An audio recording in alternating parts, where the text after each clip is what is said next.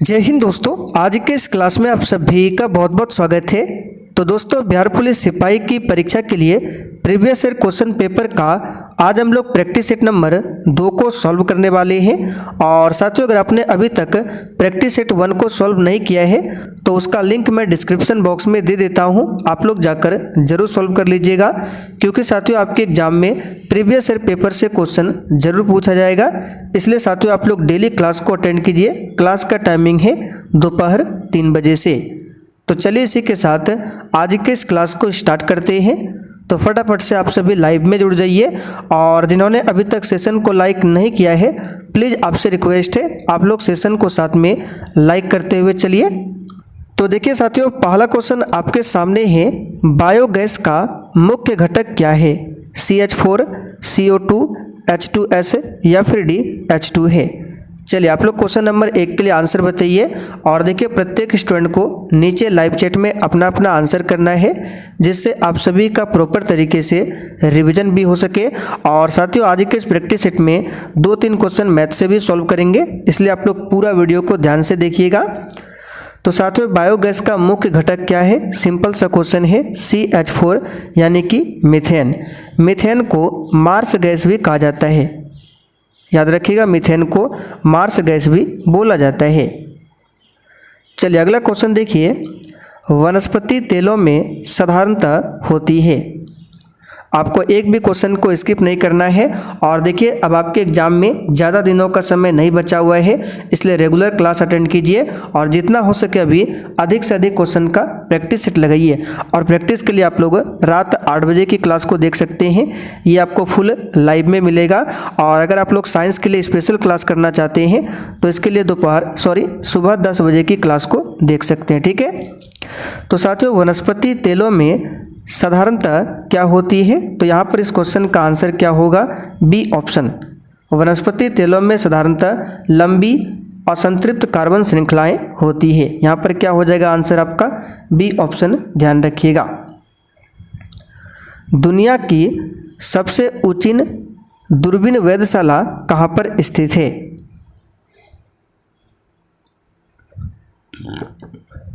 चलिए question number 3 के लिए आंसर बताइए। दुनिया की सबसे ऊंची दूरबीन वेधशाला कहाँ पर स्थित है? तो याद रखिएगा इस क्वेश्चन का आंसर होगा भारत में। कहाँ पर है?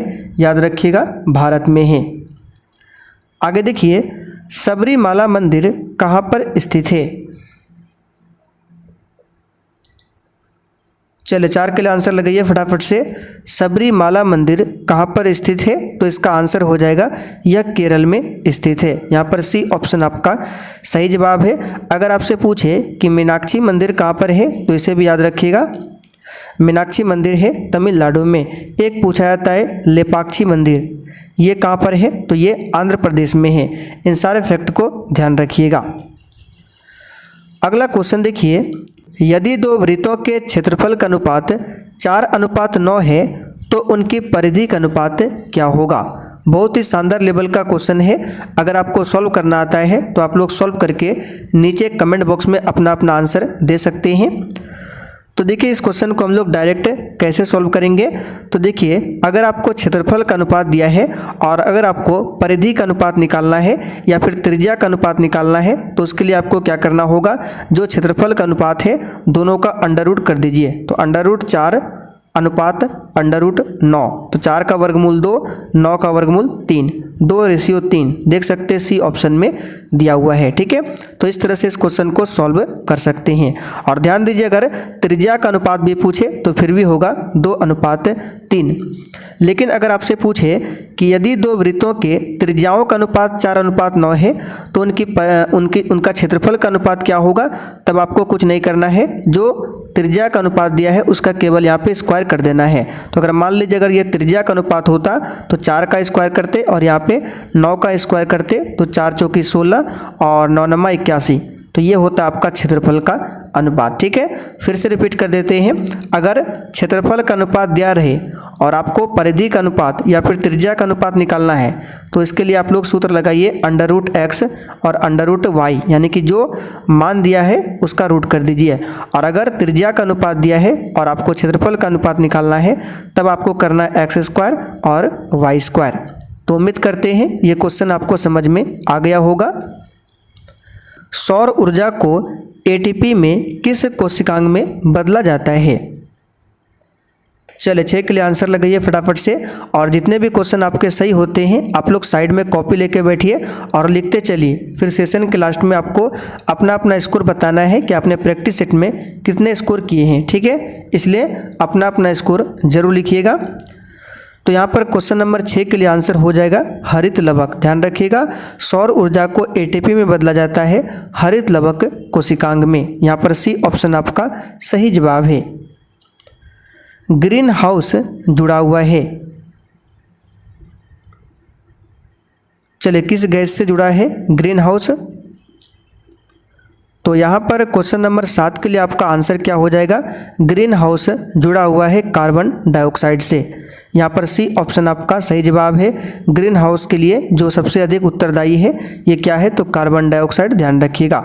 और ग्रीन हाउस कौन कौन सा है? तो एक तो आपका CO2 हो गया, CH4 ये भी ग्रीन हाउस के लिए जिम्मेदार है।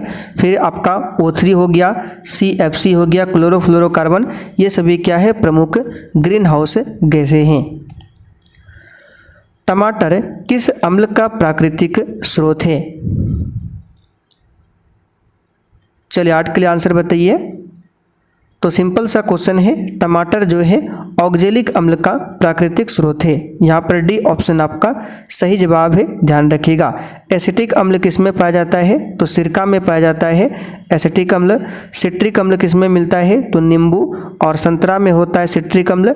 टार्ट्रिक अम्ल इमली में पाया जाता है, किस में? इमली में। इसे भी ध्यान रखिएगा।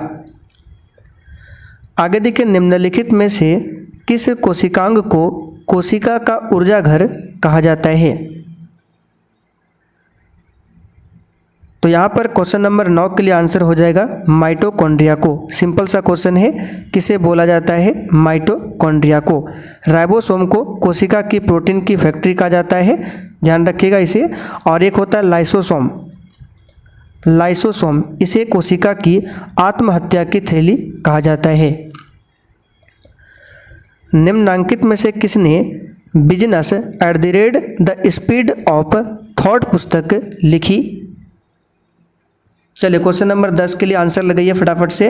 आपको एक भी क्वेश्चन को स्किप नहीं करना है, सारे प्रश्न आपको अटेंड करने हैं।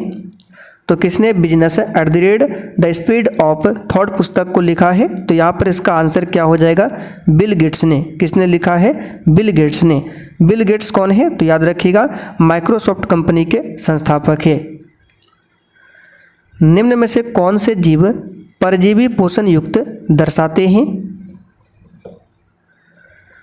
चलिए 11 के लिए आंसर बताइए। निम्न में से कौन सा जीव है जो परजीवी पोषण युक्त दर्शाते हैं? यहाँ पर इसका आंसर हो जाएगा कस्कूटा, जिसको अमरबेल भी बोला जाता है।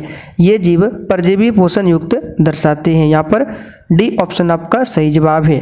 देखिए कस्कूटा या अमरबेल की बात करें, यह एक परजीवी लता है जो दूसरे पेड़ पौधों पर आश्रित होता है। इस बात को ध्यान रखिएगा। आगे देखिए, निम्नलिखित में से पुष्पित पादप का कौन सा भाग द्विगुणित नहीं है? चलिए 12 के लिए आंसर लगाइए। तो इसका आंसर हो जाएगा अंडा यानी कि डिम्ब। ठीक है, तो यहाँ पर पहला ऑप्शन आपका सही जवाब है। यहाँ से आपको ध्यान रखना है, अमीबा जो है पूछा जाता है ये किस प्रकार का जीव है? तो ये एक कोशिकीय जीव है, यानी इसका शरीर जो है एक कोशिका का बना होता है। इसे ध्यान रखिएगा। अच्छा, कवक पूछे, कवक परजीवी या फिर मृतजीवी क्या होता है? तो याद रखिएगा कवक जो होता है परजीवी और मृतोपजीवी दोनों होता है। इस बात को भी ध्यान रखिएगा। कवक का अध्ययन क्या कहलाता है? तो माइकोलॉजी। माइकोलॉजी के अंतर्गत कवक का अध्ययन किया जाता है।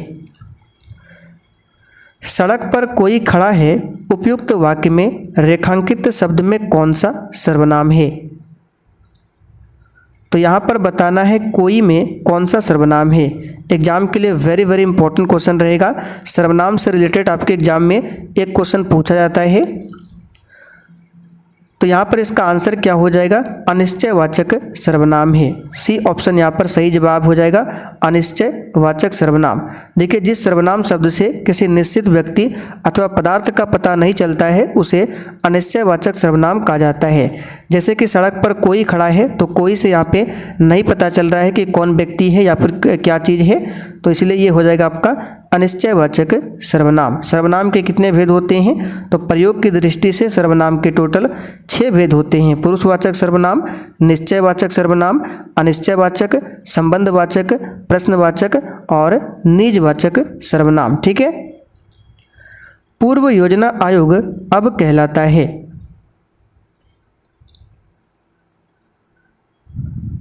आंसर हो जाएगा नीति आयोग। अच्छा, योजना आयोग की स्थापना कब हुई थी, तो 15 मार्च, ध्यान रखिएगा पूछा जाता है, 15 मार्च 1950 को योजना आयोग की स्थापना हुई थी। लेकिन योजना आयोग के स्थान पर वर्तमान में नीति आयोग आ चुका है और इसकी स्थापना 1 जनवरी 2015 को किया गया था। नीति आयोग के अध्यक्ष कौन होते हैं, स्वयं प्रधानमंत्री होते हैं, ध्यान रखिएगा। 1.6 का सरलतम रूप क्या है, 1.6 6 के ऊपर बार है, तो इसको भी सॉल्व करने के लिए शॉर्टकट ट्रिक होता है। वैसे आपने 9th 10th क्लास में इसको सॉल्व किया होगा, लेकिन आपको उस मेथड से सॉल्व नहीं करना है, शॉर्टकट विधि को अपनाना है। तो शॉर्टकट तरीका क्या है, तो 1.6 है और 6 के ऊपर निशान है, तो यहाँ एक काम कर सकते हैं, 1.6 है तो 1 लिख दीजिए, दशमलव के बदले में प्लस डाल दीजिए और 6 को लिख दीजिए और बटे में नीचे 9 लिख दीजिए। अब यहाँ पे हमने 9 क्यों लिखा, तो देखिए जितनी संख्याओं के ऊपर बार होगा आपको यहाँ नीचे उतना 9 देना है। अगर ऊपर में 2 संख्याओं के ऊपर बार है तो नीचे क्या होगा, 999 होगा। अगर ऊपर 3 संख्याओं के ऊपर बार है तो नीचे क्या होगा, 999 होगा। तो यहाँ पर क्या हो जाएगा, 1 + 6/9। अब इसको सॉल्व कर दीजिए तो ये हो जाएगा आपका 15/9। तो 3 से काटिए, 3 × 5 = 15, 3 × 3 = 9, यानी 5/3। बी ऑप्शन आपका सही जवाब है। चलिए आपको और एग्जाम्पल से समझाते हैं। जैसे 0.5 का पूछे, ये क्या होगा, सरलतम रूप। तो यहाँ पे देखिए आपको 0 प्लस नहीं करना है, क्योंकि 0 में कुछ भी जोड़ेंगे तो 0 ही होगा।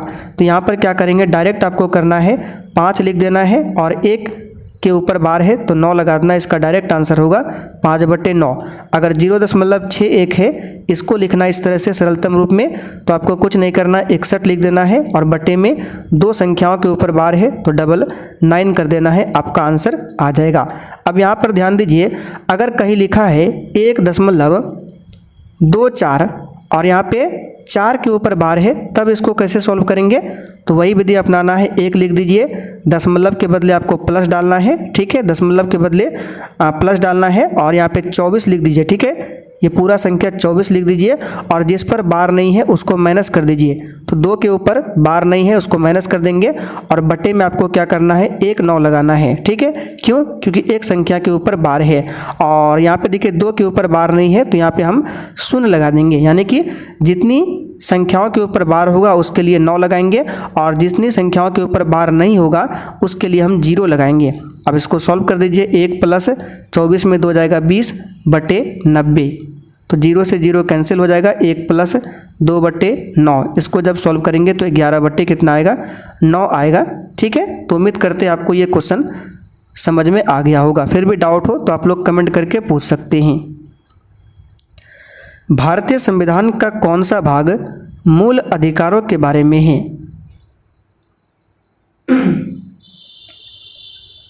तो सिंपल सा क्वेश्चन है, मूल अधिकार के बारे में भाग 3 में है। किस में है, भाग 3। और आर्टिकल की बात करें तो 12 से लेकर 35 तक में मूल अधिकार है। वर्तमान में टोटल 6 मूल अधिकार है और इसे यूएसए के संविधान से लिया गया है, ध्यान रखिएगा। भाग 2 में क्या है, तो भाग 2 में नागरिकता है और आर्टिकल इसके लिए है 5 से 11। भाग 4 आप सभी जानते हैं, नीति निर्देशक तत्व है और इसमें आर्टिकल 36 से लेकर 51 तक है, ध्यान रखिएगा। अच्छा, भाग 1 में क्या है, तो भारतीय संविधान के भाग 1 और अनुच्छेद 1 से लेकर 4, इसमें संघ एवं राज्य क्षेत्रों के बारे में बताया गया है। तो हमने सभी ऑप्शन को यहाँ पे बता दिया, ध्यान रखिएगा। निम्नलिखित में से किस युक्ति में विभक्त वलय द्विपरिवर्तक का कार्य करता है, तो किस युक्ति में विभक्त वलय द्वि परिवर्तक का कार्य करता है? तो इस क्वेश्चन का आंसर क्या हो जाएगा? इसका आंसर हो जाएगा विद्युत मोटर। अच्छा, विद्युत मोटर क्या करता है? तो याद रखिएगा, ये विद्युत धारा को यांत्रिक ऊर्जा में बदलता है। ठीक है, विद्युत धारा को यांत्रिक ऊर्जा में। एशिया का सबसे बड़ा पशु मेला बिहार में किस स्थान पर आयोजित किया जाता है? तो सिंपल सा क्वेश्चन है, बिहार के सोनपुर में। कहाँ पर? सोनपुर में। यहाँ पर डी ऑप्शन आपका सही जवाब है। इस मेले को, सोनपुर का जो मेला है, इसको हरिहर क्षेत्र मेला भी बोला जाता है। ध्यान रखिएगा, हरिहर क्षेत्र मेला। सुंदर शब्द का सही विपरीतार्थक शब्द क्या है? तो सुंदर का विलोम क्या हो जाएगा? बदसूरत होगा। एक नए डॉक्यूमेंट को खोलने का शॉर्टकट क्या है? जैसे कि आप सभी को पता है, आपके एग्जाम में कंप्यूटर से रिलेटेड भी 1-2 क्वेश्चन पूछा जाता है, तो इसे भी ध्यान रखिएगा। तो अगर आपने कंप्यूटर चलाया होगा और अगर उसमें आपको नया डॉक्यूमेंट को खोलना है तो उसके लिए शॉर्टकट ट्रिक होता है Ctrl+N। यहाँ पर देखिए बी ऑप्शन में दिया हुआ है। वेदोक्त शब्द का सही संधि विच्छेद क्या है? तो यहाँ पर इस क्वेश्चन का आंसर क्या हो जाएगा? वेदोक्त शब्द का सही संधि विच्छेद होगा वेद प्लस उक्त, जो कि बी ऑप्शन में दिया हुआ है। अब उक्त में देखिए यहाँ पे दुर्गऊ नहीं है, हर्षऊ है, तो इसे भी आपको ध्यान में रखकर चलना है। रदरफोर्ड प्रकीर्णन प्रयोग में अल्फा कणों का स्रोत क्या था? और देखिए साथियों, आप सभी से रिक्वेस्ट है, आपने अगर सेशन को अभी तक लाइक नहीं किया है तो फटाफट से सेशन को लाइक कर दीजिए। तो रदरफोर्ड प्रकीर्णन प्रयोग में अल्फा कणों का स्रोत क्या था? तो इस क्वेश्चन का आंसर क्या हो जाएगा? हीलियम नाभिक। क्या था? हीलियम नाभिक। सोनालिका एवं कल्याण सोना किस उच्च उत्पादन वाली किस्में हैं? आंसर हो जाएगा गेहूं। ठीक है, सोनालिका एवं कल्याण सोना जो है गेहूं के उच्च उत्पादन की किस्में हैं, इसे ध्यान रखिएगा। सरकारिया आयोग बनाया गया था। चले 24 के लिए आंसर बताइए। सरकारिया आयोग बनाया गया था। तो देखिए, सरकारिया आयोग का गठन जो है ये 1983 में, कब? 1983 में RS सरकारिया की अध्यक्षता में किया गया था। ठीक है, और सरकारिया आयोग जो है केंद्र राज्य संबंधों का पुनरावलोकन करने को बनाया गया था। तो यहाँ पर इस क्वेश्चन का आंसर हो जाएगा ए ऑप्शन। मनुष्य के कान के बाहरी हिस्से को क्या कहते हैं?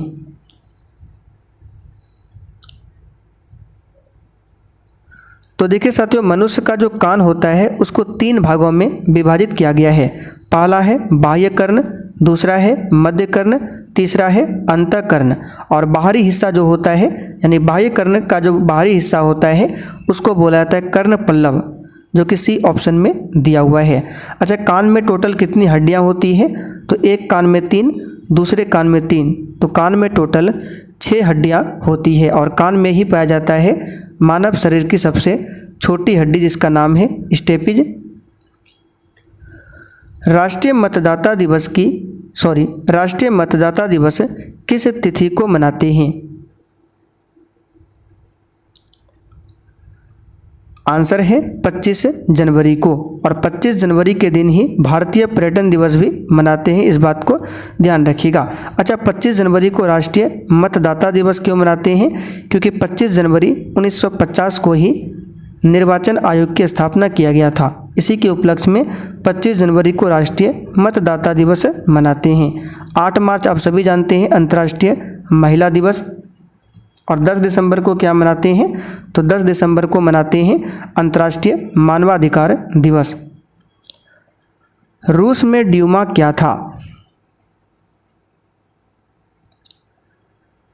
तो ड्यूमा जो है संसद का नाम है। रूस के संसद का नाम क्या है? ड्यूमा। तो यहाँ पर ए ऑप्शन आपका सही जवाब है। जापान देश का संसद का नाम भी पूछा जाता है, याद रखिएगा डायट। ये जापान देश के संसद का नाम है। अमेरिका देश के संसद का नाम क्या है? कांग्रेस। कांग्रेस, ये संसद का नाम है, ठीक है। और ईरान देश की संसद का नाम है मजलिस, जो हम बता रहे एग्जाम के लिए इंपॉर्टेंट है, हो सकता है एग्जाम में पूछ ले। तो ईरान देश की संसद का नाम है मजलिस, इसे ध्यान रखिएगा। और भारत की संसद का नाम क्या है? तो संसद है, यानी कि पार्लियामेंट। टॉलस्टॉय ने अपनी समाधि के विषय में क्या कहा? तो साथियों, टॉलस्टॉय ने अपनी समाधि के विषय में कहा है कि निर्धन से निर्धन का समान हो। तो यहाँ पर इसका आंसर क्या होगा? A option. कूनो राष्ट्रीय उद्यान कहाँ पर स्थित है? चलिए 29 के लिए आंसर बताइए फटाफट से। कूनो राष्ट्रीय उद्यान कहाँ पर स्थित है? तो यहाँ पर इस क्वेश्चन का आंसर क्या हो जाएगा? तो जो भी बच्चे मध्य प्रदेश बता रहे हैं उनका बिल्कुल सही जवाब है।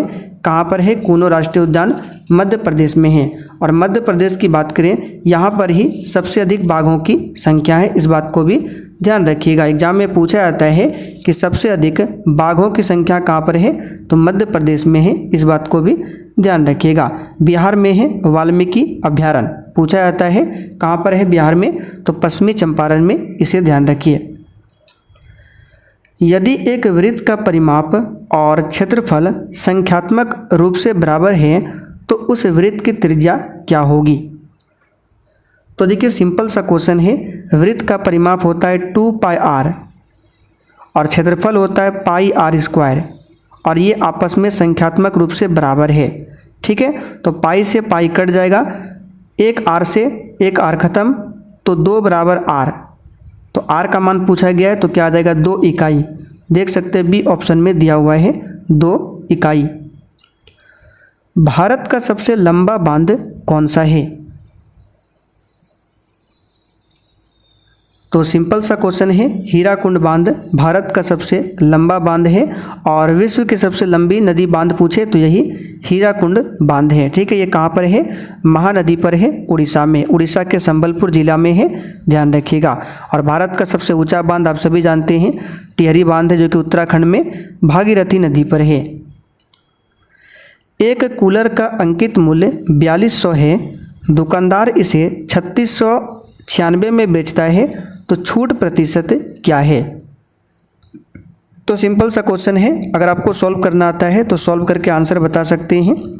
तो अंकित मूल्य कितना है? एमआरपी जो होता है, तो एमआरपी है आपका 4200, यहाँ पर लिख देते हैं। और दुकानदार ने 4200 के कूलर को 3696 में बेचा है। तब जब इसको आपको पहले घटाना है, तो 10 में 6 जाएगा 4, 9 में 9 जाएगा 0, 11 में 6 जाएगा 5, यहाँ पे कट्टी 504, यानी कि 504 रुपया का छूट दिया है। तो छूट प्रतिशत निकालना है, तो प्रतिशत छूट बराबर क्या होता है?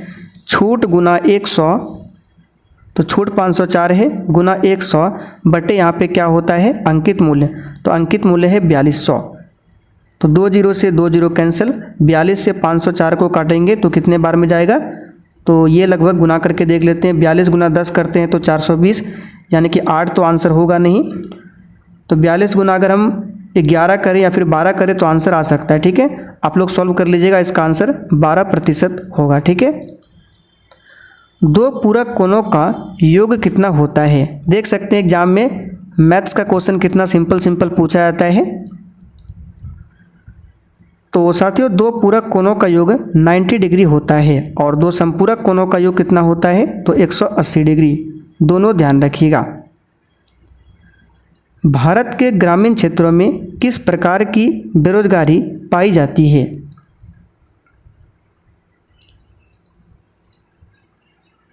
तो देखिए साथियों, भारत के ग्रामीण क्षेत्रों में किस प्रकार की बेरोजगारी पाई जाती है? तो छुपी हुई बेरोजगारी, यानी कि प्रच्छन्न बेरोजगारी पाई जाती है। यहाँ पर बी ऑप्शन आपका सही जवाब है। छुपी हुई बेरोजगारी या प्रच्छन्न बेरोजगारी को अदृश्य बेरोजगारी के नाम से भी जाना जाता है, ठीक है, इसे भी ध्यान रखिएगा। और किस क्षेत्र में प्रच्छन्न बेरोजगारी सबसे अधिक पाई जाती है? तो कृषि के क्षेत्र में, इसे भी ध्यान रखिएगा। और व्यापार क्षेत्र में कौन सा बेरोजगारी होता है? तो चक्रीय बेरोजगारी। जो बता रहे हैं उसको ध्यान से सुनना है। भारत की लोकसभा की प्रथम महिला अध्यक्ष कौन रही?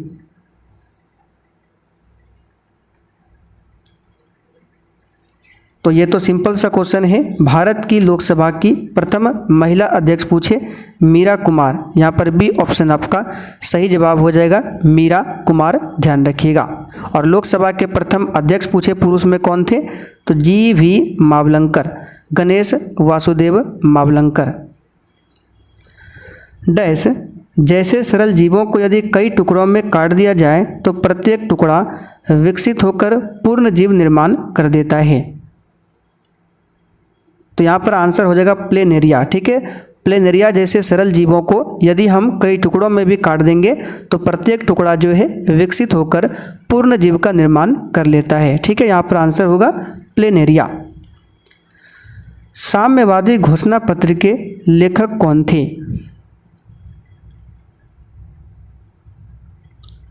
तो इसका आंसर है कार्ल मार्क्स। ठीक है, कौन थे, कार्ल मार्क्स।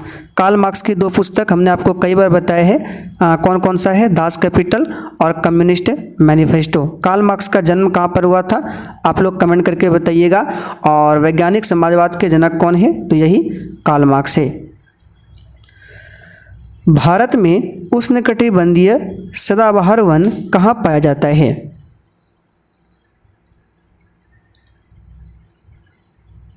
तो साथियों भारत में उष्णकटिबंधीय सदाबहार वन असम हो गया, पश्चिम बंगाल, मेघालय, अरुणाचल प्रदेश, नागालैंड, त्रिपुरा आदि उत्तर पूर्वी राज्यों में पाया जाता है। और इसके अतिरिक्त पश्चिमी घाट हो गया, अंडमान और निकोबार, इन समूह में भी पाया जाता है। तो ऑप्शन को देखकर चलना है। तो ऑप्शन में देखिए असम में दिया हुआ है। एक बात आपको ध्यान रखना है, भारत में जो उष्णकटिबंधीय सदाबहार वन है ये पाया जाता है उत्तर पूर्वी राज्यों में। तो ये तो उत्तर पूर्वी राज्य नहीं है, ये भी नहीं है, ये भी नहीं है, केवल है असम। और इसके अलावा अंडमान निकोबार और पश्चिमी घाट में। ठीक है, निम्न में से कौन से राष्ट्रपति सबसे कम समय के लिए पद पर रहे थे,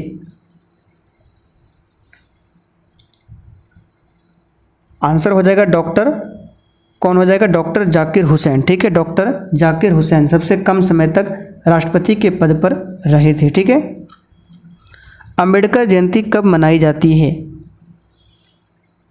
चलिए इसमें आपको ज़्यादा समय नहीं देंगे, सिंपल सा क्वेश्चन है। 14 अप्रैल को मनाते हैं। 11 जुलाई को विश्व जनसंख्या दिवस मनाते हैं। 12 जून को विश्व बाल श्रम निषेध दिवस मनाया जाता है, ध्यान रखिएगा। आविन्यो कहाँ का प्रमुख कला केंद्र रहा है, चलिए आंसर हो जाएगा फ्रांस। आविन्यो जो है फ्रांस में अवस्थित मध्ययुगीन ईसाई मठ है। और आविन्यो कहाँ का प्रमुख कला केंद्र रहा है, तो फ्रांस का, फ्रांस की राजधानी पेरिस है।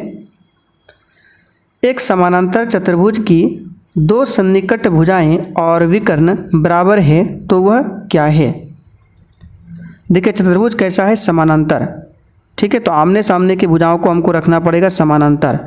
तो ये मान लीजिए समानांतर है, दो सन्निकट भुजाएं और विकर्ण बराबर है। ठीक है, ये एक विकर्ण, ये दूसरा विकर्ण, ये दोनों आपस में बराबर है और ये दो भुजा भी आपस में बराबर है। ठीक है, तो ये आपका कौन सा हो जाएगा, ये हो जाएगा वर्ग।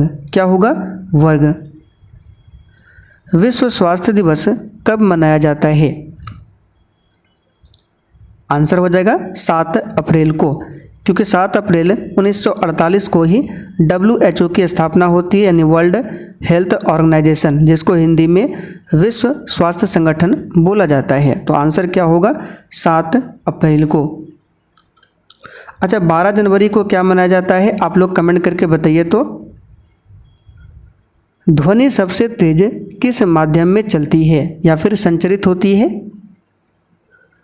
तो इसे भी हमने प्रैक्टिस सेट में आपको बहुत बार बताया है। आंसर क्या हो जाएगा, सबसे तेज ठोस में, निर्वात में गमन नहीं करता है। वृष्टि छाया क्या है,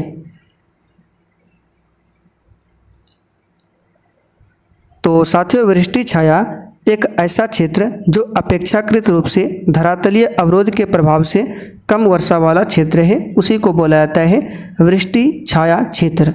तो आंसर हो जाएगा ए ऑप्शन। ठीक है, ध्यान रखिएगा। आपातकाल के दौरान मूल अधिकारों के प्रवर्तन को निलंबित किया जा सकता है, आंसर हो जाएगा राष्ट्रपति के द्वारा। किसके द्वारा, राष्ट्रपति के द्वारा। ठीक है, ध्यान रखिएगा। संस्कृति शब्द का विशेषण क्या है,